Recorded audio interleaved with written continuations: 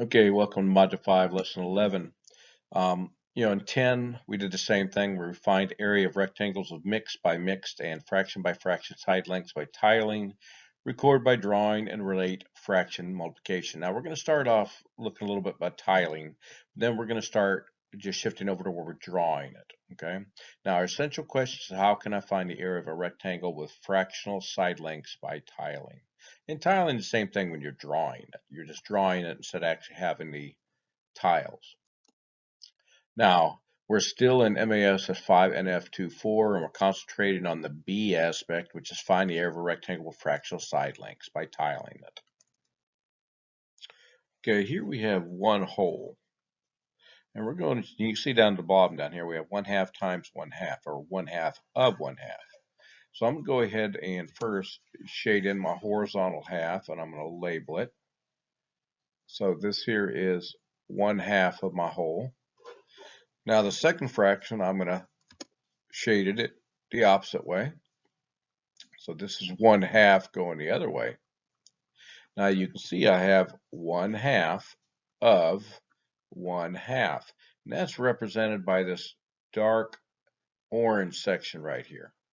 And I can see 1/2 of 1/2, or 1/2 times 1/2 would equal 1/4. All right, let's try another one. Once again, I have a hole. And first thing I'm going to do, I'm going to shade horizontally. And I have 1/2 here. Now vertically, I'm going to shade 3/4. And once again, this real dark orange section right here, that is my product. So I can see I have 1/2 of 3/4. So 1/2 of 3/4, we're multiplying fractions, is going to be 3/8. So that product is 3/8. Now I have two holes. This time I'm shading in 1.5 of them. So here we have one hole, and here I have 1/2. Now horizontally, I'm doing 3/4. So you can see down below, we actually have 1/2 times 3/4. And the dark orange again represents our product.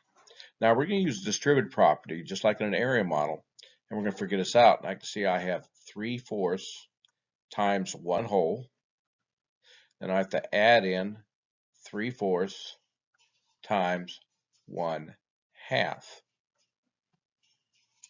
So now we know 3/4 times one whole is obviously going to be 3/4.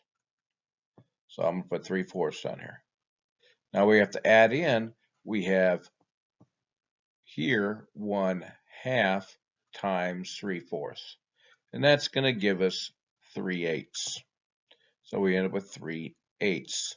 Now I have 3/4 plus 3/8, which is the same as saying if I change my 3/4 to 8s by multiplying by 2, I get 6/8 plus 3/8, which equals 9/8. And we know we can change this to a mixed number by going 8, we'll go into 9 one time. There's 1 left over on top, so it'll be 1 1/8. Now here we have a 4/3, but horizontally, we're only going to shade in 3. Get my pen down there. There it is. Oops. 3. And this one right here is actually my half. And vertically, I've got 2 holes. And that's supposed to be a half right there. Oh, there it is. Shaded in the half. 2.5. So now, once again, the dark orange shade shows us our product. But this time we actually have 3.5 times 2.5. So we're going to have to distribute this out. So we're going to start with a 3, and we're going to go 3 times 2 Then we're going to have to multiply the 3 by the half also. So 3 times 1/2. You can see where we just did. The 3 times this section right here is a 3 times 2. And this section right here is a 3 times 1/2. Now we still got to multiply the half part though. So now I have to multiply the half here that's under the 3, 1/2 times 2. That's represented right here.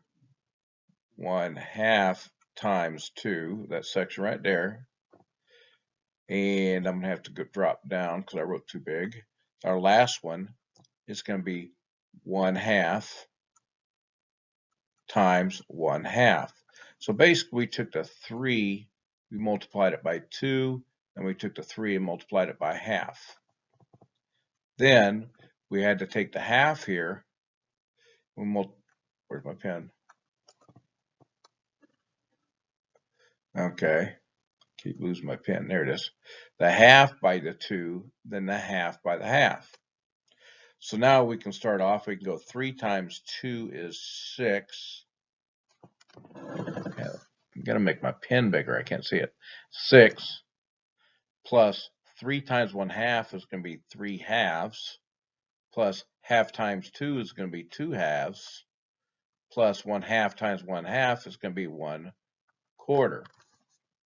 Now I know the 2/2 is 1 whole, so now I can go 7 plus 3/2 plus 1/4. Now I know 3/2 is actually equal to 1.5 plus 1/4. So that actually gives me 8.5 plus 1/4.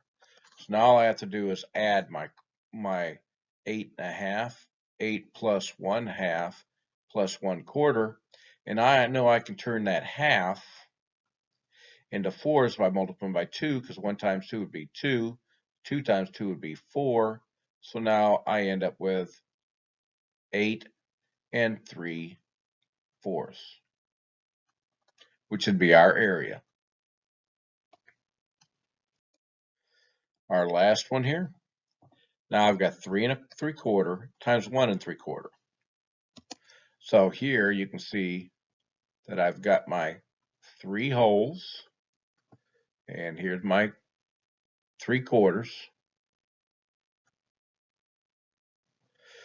And now I'm going to shade in here's my 1 hole, and here's my 1/4, my 3/4 I mean.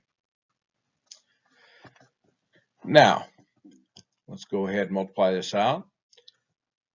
We start by taking we have our 3 3/4 times 1 3/4. And we're going to start off by our 3. And I'm multiplying 3 times 1. And that was right here, 3 times 1. Now I'm going to have to do 3 times 3/4.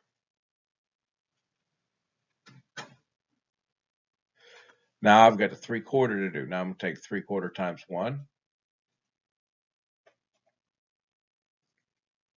And our last one, I have to do my 3/4 times 3/4. Now all we have to do is solve. 3 times 1 gives me 3, plus 3 times 3/4 is going to give me 9/4, plus 3/4 times 1 is going to give me 3/4, plus 3/4 times 3/4 is going to be 9/16. Okay. Now I can add this together, make it simplified as 3 plus 12 fourths plus 9/16. And I know 12 fourths, 4 going to 12 3 times, so I got 3 plus 9/16, which gives me 6 9/16. So 6 9/16. Now let's see, is this fraction in simplified form? Are they both divisible by 2? No, 9 is not divisible by 2. Are they both divisible by 3? Well, the 9 is divisible by 3, but not 16. Are they both divisible by 5? No. Since they are not, That is in simplified form. So 6 and 9/16 is our answer. All right, so you can see we're using tiling, but we're actually drawing it and we're shading it. And where both fractions interact again, the mixed numbers, that is where our product is at. And we're using distributive property in order to solve for the area of the rectangle with fractional sides.